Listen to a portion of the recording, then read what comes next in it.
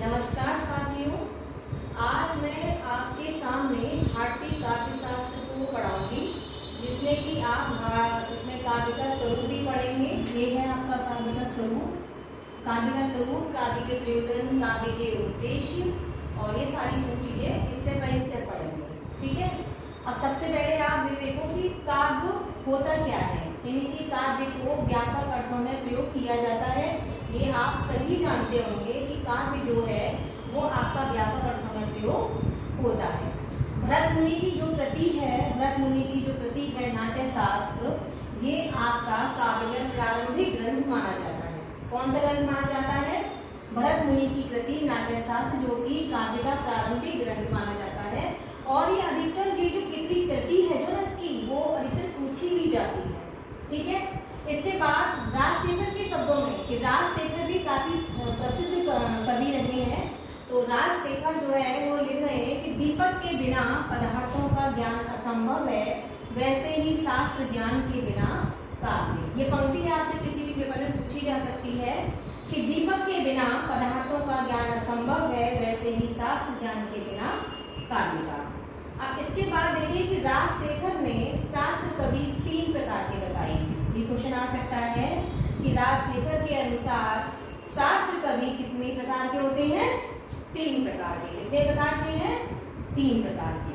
तो पहले हैं कि शास्त्र का रचयिता, यानी कि शास्त्र के रचयिता करने वाले कौन कौन से कवि थे। ठीक है। दूसरा है आपका कि शास्त्र में काव्य का संविधान करने वाला। संविधान का अर्थ हो गया मीन्स, यानी कि इसको अलग अलग, ठीक है, अलग अलग करने वाला। शास्त्र का अर्थ हो गया यानी कि अनुशासन, जो अनुशासन के द्वारा शिक्षा दी जाए वो हमारी क्या है, वो हम क्या कहते हैं, उसे हम शास्त्र कहते हैं। शास्त्र कैसे कहते हैं, ये क्वेश्चन भी आ सकता है कि अनुशासन के द्वारा जो शिक्षा प्रदान की जाती है उसे हम शास्त्र कहते हैं। अब देखो सेकंड स्टेप उन्होंने ये बताया कि शास्त्र में काव्य का संविधान करने वाला। संविधान का मतलब हो गया अलग अलग, यानी कि विच्छेद कर दें हम किसी चीज को, तो वो हमारा है। ठीक है। थर्ड है आपका कि काव्य में शास्त्र का संविधान करने वाला। एक तो बात इन्होंने ये कही है कि शास्त्र का रचयिता, शास्त्र में काव्य का संविधान करने वाला, यानी कि काव्य को अलग अलग करने वाला। और फिर वो थर्ड में बारे में बोल रहे हैं कि काव्य में शास्त्र का संविधान करने वाला। एकदम तो उन्होंने शास्त्र की बात कही है, सेकंड बार में फिर उन्होंने यही बात कही है काव्य में शास्त्र का संविधान करने वाला। अगली बात आती है कि राजशेखर ने काव्य को 14 विधाओं का एकमात्र आधार माना है। कितना आधार माना है? 14 विधाओं का। ठीक है। ये क्वेश्चन भी आपसे पूछा जा सकता है कि राजशेखर ने काव्य की जो विधाएं हैं वो कितनी मानी है? 14। और काव्य का आधार किसके आधार पर है, यानी कि 14 विधाएं ऐसी हैं जो कि काव्य का आधार है। तो ये क्वेश्चन इसमें कुछ मुख्य रूप से थे। जैसे पहला क्वेश्चन ये आ सकता है कि भरत मुनि की कृति नाट्य शास्त्र, यदि तो सभी ने पढ़ी भी होगी और सुना भी होगा इसके बारे में। राजशेखर की जो पंक्ति है ये आपसे पूछी जा सकती है कि ये पंक्ति किसने कही है कि दीपक के बिना पदार्थों का ज्ञान असंभव है, वैसे ही शास्त्र ज्ञान के बिना काव्य, यानी कि यदि काव्य में शास्त्र ज्ञान नहीं है।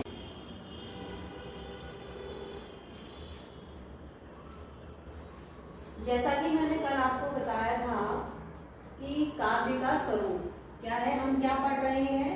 हम पढ़ रहे हैं काव्य का स्वरूप।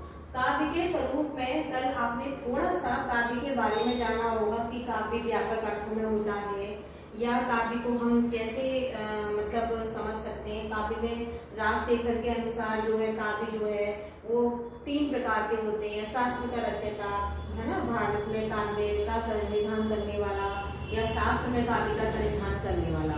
तो ये चीजें जो हमने पढ़ी हैं उसके आधार पर उसके हम आगे देखते हैं कि भारतीय मनुष्यों का जो कथन है ना वो रीति के आधार पर है। उन्होंने क्या किया है कि समस्त वाङ्मय, यानी कि जो व्याकरण है पूरी, उस व्याकरण को कितने वर्गों में बांटा है? 3 वर्गों में उन्होंने विभाजित कर दिया है। अब 3 वर्ग कौन कौन से हैं? सबसे पहला वर्ग जो आता है वो हमारा आता है लघु सम्मित वर्ग। अब प्रभु सम्मित वर्ग का मतलब क्या है कि प्रभु सम्मित यानी कि प्रभु के द्वारा कही गई बातें या प्रभु के द्वारा जो ईश्वरीय वाणी होती है, ईश्वरीय वाणी का स्वरूप, यानी कि वैसे इसको समझ लो कि इसमें क्या है, ईश्वरीय वाणी का स्वरूप, यानी कि अच्छा बुरा स्वामी की आज्ञा ही सर्वोपरि होती है। तर्क वितर्क नहीं होता है, मन तथा हृदय के स्तर पर इसका प्रभाव आवश्यक नहीं होता। आपको ईश्वर की आज्ञा माननी ही माननी है। यानी कि कुछ ऐसे लोग जैसे जो वेद ऋषि वगैरह होते हैं, क्या होता था, हम उनकी आज्ञा को टाल नहीं सकते थे, हमें उनकी आज्ञा हर कीमत पर माननी होती है, चाहे वो आज्ञा अच्छी हो, चाहे वो हमारे मन को जैसे मानो आपका मन नहीं है कि वो आज्ञा आपको माननी ही माननी है, लेकिन फिर भी आप उनकी आज्ञा को मानते हुए उस कार्य को करते हैं। तो यहाँ पर क्या है, यहाँ पर तर्क वितर्क कुछ नहीं होता, और वो आज्ञा अच्छी है या बुरी है, वो स्वामी की आज्ञा ही सर्वोपरि होती है। इसमें आप तर्क वितर्क मतलब मना नहीं कर सकते, ठीक है, जो प्रभु सम्मित होते हैं, ठीक है। अब इसमें क्या होता है कि मन तथा हृदय के स्तर पर जो आपका प्रभाव है, वो जरूरी नहीं है कि जो आपको काम दिया जा रहा है, जो वाणी आपसे बोली जा रही है, वो आपके मन तथा हृदय पर प्रभाव डाले ही डाले, ऐसा नहीं है। क्यों? क्योंकि इसका कारण है ना, क्योंकि प्रभु सम्मित उपदेश जो होते हैं वो हमारे ईश्वरीय वाणी से संबंधित हैं। यानी कि किसी ने किसी मनीषी ने किसी ऋषि मुनि ने जो कह दिया वो हमारे लिए सर्वोपरि कथन हो गया, हमें उसकी आज्ञा का पालन करना ही करना है। सेकंड आता है हमारा सुहृद सम्मित। सुहृद सम्मित का मतलब हो गया कि जो कथन जो है पुराण जैसे इतिहास, जो पुराणों में लिखे गए हैं, जो इतिहास के द्वारा हम पढ़ते हैं आजकल, वो हमारे सुहृद सम्मित उपदेश या कथन माने जाते हैं। और कथाओं के द्वारा जिस बात को कहा जाए, ठीक है, कथाओं के द्वारा जिस बात को कहा जाए, अब मानो आप कुछ पढ़ रहे हो और उस कथा के माध्यम से किसी एक मित्र के द्वारा एक मित्र को अच्छाई और बुराई सिखाई जा रही है। मानो एक मित्र जो है गलत रास्ते पर चल रहा है, तो उसका दूसरा मित्र वो क्या कर रहा है, उसको अच्छाई के रास्ते पर ले जाने की पूरी कोशिश कर रहा है, ठीक है। तो इसमें क्या आपने उदाहरण भी बहुत सारे पढ़े होंगे। और तो वो जो कथन होते हैं, यानी कि जिनमें हम पुराण इतिहास और कथाओं के द्वारा बात जो कही जाती है, वो हमारे सुहृद सम्मित कथन होते हैं। अब तीसरे हमारे सामने आते हैं, वो आते हैं हमारे कांता सम्मित उपदेश। कौन से आते हैं? कांता सम्मित उपदेश। कांता सम्मित उपदेश जो होते हैं, ये हमारे मन और हृदय के सबसे निकट होती है। किसके निकट होती है? ये हमारे मन और हृदय के निकट होती है। यानी कि ये जो कथन होते हैं, ये हमारे सीधे सीधे मन और हृदय को प्रभाव डालते हैं, ठीक है। तो हमें ये तीनों का अंतर पता होना चाहिए कि कांता सम्मित कौन से होंगे, यानी कि जो मन और हृदय को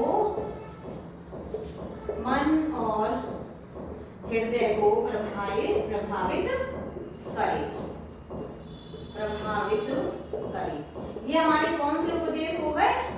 ये हमारे कौन से उपदेश हो गए? ये हमारे हो गए आपके कांता सम्मित उपदेश। क्योंकि ये हमें इस पर हमें क्या होता है कि हमें जब ये वाला जो उपदेश होता है, यानी कि ये वाले जो कथन होते हैं, ये हमारे मन को और हृदय को हम अपने मुताबिक इसको कार्य को कर सकते हैं।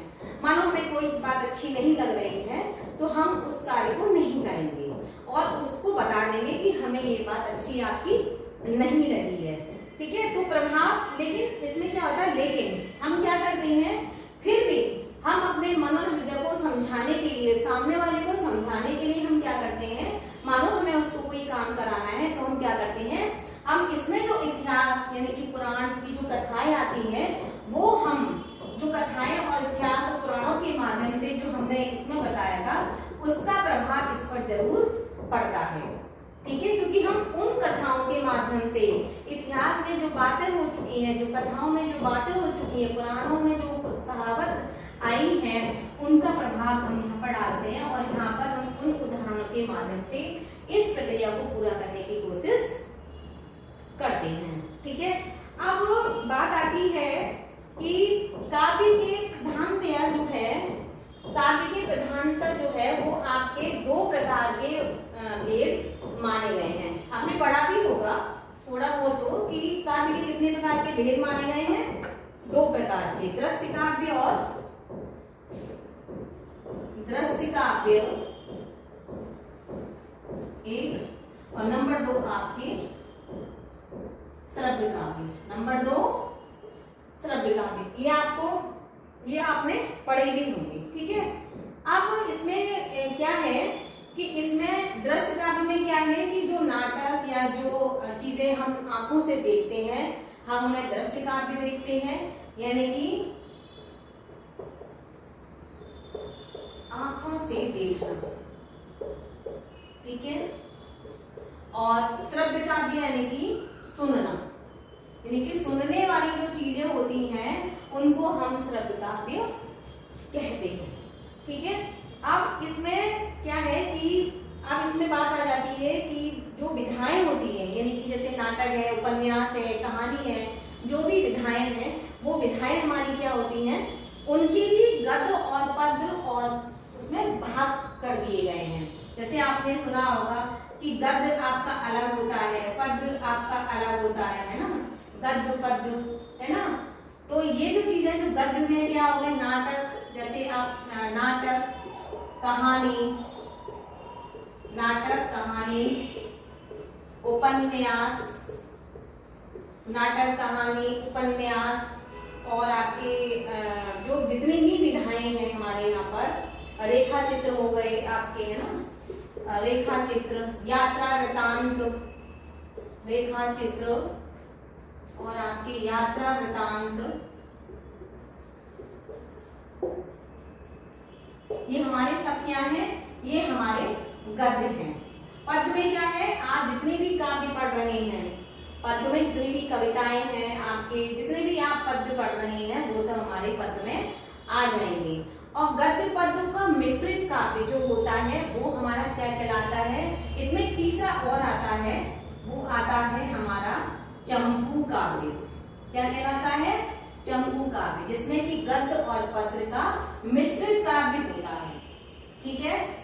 मिश्रित काव्य आपकी क्या कहलाता है, गद्य और पद्य का मिश्रित योग, यानी कि उस का उसमें गद्य, जैसे मानो ये नाटक है, आप स्कंदगुप्त को पढ़ लीजिए, जयशंकर प्रसाद का जो स्कंदगुप्त नाटक है, उस नाटक में क्या होता है कि उसमें गद्य भी दे रखा है और पद्य भी दे रखा है, तो वो हमारा किस में आएगा, वो हमारा चंपू काव्य के अंतर्गत आएगा, ठीक है। आज के लिए इतना ही, और यदि आपको आप लाइक